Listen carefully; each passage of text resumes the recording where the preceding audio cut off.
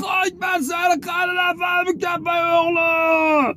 آقا نفهم مگه کوری خیلی خره تو یعنی اصل چپای اغلا هستی خیلی اولاغ نفهم مگه کوری زده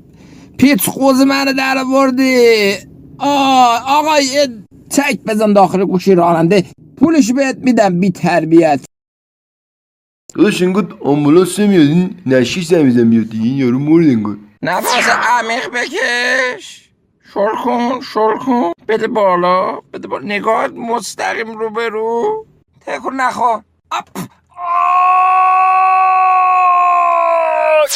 دکتر من مشاور جدی خانواده هستم حقوق کارگری حقوق ماه 800 تخفیف به من بده جان مادرت حالاش داره کمپلت عوض میکنه خب عزیزم تو که ترکیدی لاغل میمردی 200 میلیون میدادن خانوادت میذاشتن بانک برد 4 میلیون سود میگرفتن شاد میشدن یعنی مردش از زندش بیشتر پول توشه دقیقا حالا دوست داری چه شکلی بشی دکتر نوکش بالا باشه زن میدن به من میدن دکتر حالا که جد واجر شدم میشه برام بازو درست کنی شبیه آرنولد شوارزنگری بشم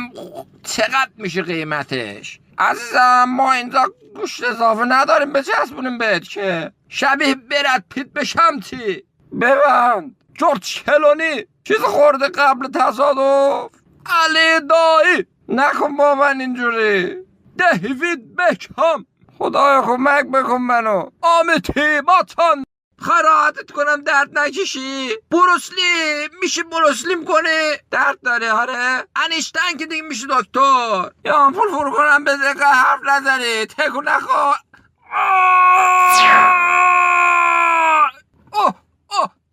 چی کارم کردی تو منو چی کارم کردی تو منو دیوونه کردی اسیر دیوونم کردی خیلی مشتی درست کردی بذار دکتر بذار بوست کنم نه یا دیگه اینجا دکتر همین الان میریم شام مهمون من 500 جوجه برات بخرم ولم کن لم کردیم برو دیگه نبینمت اینجا برو فقط